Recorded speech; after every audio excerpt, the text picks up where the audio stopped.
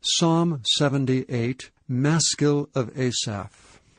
Give ear, O my people, to my law. Incline your ears to the words of my mouth. I will open my mouth in a parable. I will utter dark sayings of old, which we have heard and known, and our fathers have told us. We will not hide them from their children, showing to the generation to come the praises of the Lord and his strength, and his wonderful works that he hath done. For he established a testimony in Jacob, and appointed a law in Israel, which he commanded our fathers, that they should make them known to their children, that the generation to come might know them, even the children which should be born, who should arise and declare them to their children, that they might set their hope in God, and not forget the works of God, but keep his commandments, and might not be as their fathers, a stubborn and rebellious generation, a generation that set not their heart aright, and whose spirit was not steadfast with God. The children of Ephraim, being armed and carrying bows, turned back in the day of battle. They kept not the covenant of God, and refused to walk in his law, and forgat his works, and his wonders that he had showed them. Marvelous things did he in the sight of their fathers, in the land of Egypt, in the field of Zoan. He divided the sea, and caused them to pass through, and he made the waters to stand as an heap. In the daytime also he led them with a cloud, and all the night with a light of fire. He clave the rocks in the wilderness, and gave them drink as out of the great depths. He brought streams also out of the rock, and caused waters to run down like rivers. And they sinned yet more against him by provoking the Most High in the wilderness. And they tempted God in their heart by asking meat for their lust. Yea, they spake against God. They said, Can God furnish a table in the wilderness? Behold, he smote the rock, that the rivers gushed out, and the streams overflowed. Can he give bread also? Can he provide flesh for his people? Therefore the Lord heard this and was wroth, so a fire was kindled against Jacob, and anger also came up against Israel, because they believed not in God, and trusted not in his salvation, though he had commanded the clouds from above, and opened the doors of heaven, and had rained down manna upon them to eat, and had given them of the corn of heaven. Man did eat angels' food. He sent them meat to the full. He caused an east wind to blow in the heaven, and by his power he brought in the south wind. He rained flesh also upon them as dust, and feathered fowls like as the sand of the sea, and he let it fall in the midst of their camp round about their habitations. So they did eat and were filled, and he gave them their own desire. They were not estranged from their lust, but while their meat was yet in their mouths, the wrath of God came upon them, and slew the fattest of them, and smote down the chosen men of Israel. For all this they sinned still, and believed not for his wondrous works. Therefore their days did he consume in vanity, and their years in trouble. When he slew them, then they sought him, and they returned and inquired early after God. And they remembered that God was their rock, and the high God their Redeemer. Nevertheless they did flatter him with their mouth, and they lied unto him with their tongues, for their heart was not right with him, neither were they steadfast in his covenant. But he, being full of compassion, forgave their iniquity, and destroyed them not. Yea, many a time turned he his anger away, and did not stir up all his wrath. For he remembered that they were but flesh, a wind that passeth away, and cometh not again. How oft did they provoke him in the wilderness, and grieve him in the desert?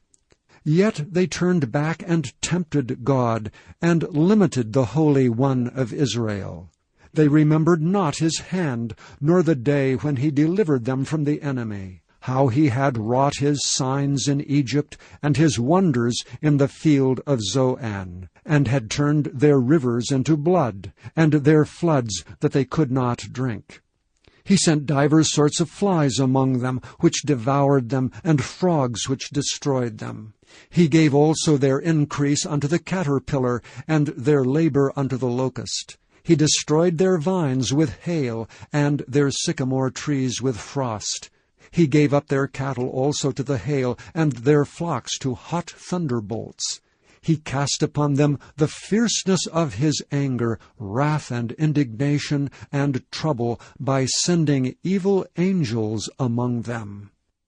He made a way to his anger. He spared not their soul from death, but gave their life over to the pestilence, and smote all the firstborn in Egypt, the chief of their strength in the tabernacles of Ham, but made his own people to go forth like sheep, and guided them in the wilderness like a flock.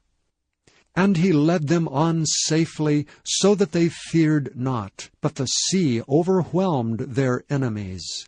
And he brought them to the border of his sanctuary, even to this mountain which his right hand had purchased. He cast out the heathen also before them, and divided them an inheritance by line, and made the tribes of Israel to dwell in their tents. Yet they tempted and provoked the Most High God, and kept not his testimonies, but turned back, and dealt unfaithfully like their fathers. They were turned aside like a deceitful bow. For they provoked him to anger with their high places, and moved him to jealousy with their graven images. When God heard this, he was wroth, and greatly abhorred Israel, so that he forsook the tabernacle of Shiloh, the tent which he placed among men, and delivered his strength into captivity, and his glory into the enemy's hand. He gave his people over also unto the sword, and was wroth with his inheritance. The fire consumed their young men, and their maidens were not given to marriage. Their priests fell by the sword, and their widows made no lamentation. Then the Lord awakened as one out of sleep, and like a mighty man that shouteth by reason of wine. And he smote his enemies in the hinder parts. He put them to a perpetual reproach. Moreover, he refused the tabernacle of Joseph, and chose not the tribe of Ephraim, but chose the tribe of Judah, the Mount Zion which he loved. And he built his sanctuary like high palaces, like the earth which he hath established forever. He chose David also his servant, and took him from the sheepfolds. From following the ewes great with young, he brought him to feed Jacob his people, and Israel his inheritance. So he fed them according to the integrity of his heart, and guided them by the skillfulness of his hands. Psalm 79, a psalm of Asaph. O God, the heathen are come into thine inheritance. Thy holy temple have they defiled. They have laid Jerusalem on heaps. The dead bodies of thy servants have they given to be meat unto the fowls of the heaven, the flesh of thy saints unto the beasts of the earth. Their blood have they shed like water round about Jerusalem, and there was none to bury them. We are become a reproach to our neighbors, a scorn and derision to them that are round about us. How long, Lord, wilt thou be angry forever? Shall thy jealousy burn like fire? Pour out thy wrath upon the heathen that have not known thee, and upon the kingdoms that have not called upon thy name. For they have devoured Jacob, and laid waste his dwelling place. O remember not against us former iniquities. Let thy tender mercies speedily prevent us, for we are brought very low. Help us, O God of our salvation, for the glory of thy name, and deliver us, and purge away our sins for thy name's sake. Wherefore should the heathen say, Where is their God? Let him be known among the heathen in our sight by the revenging of the blood of thy servants which is shed. Let the sighing of the prisoner come before thee. According to the greatness of thy power, preserve thou those that are appointed to die, and render unto our neighbors sevenfold into their bosom their reproach, wherewith they have reproached thee, O Lord. So we thy people and sheep of thy pasture will give thee thanks forever. We will show forth thy praise to all generations.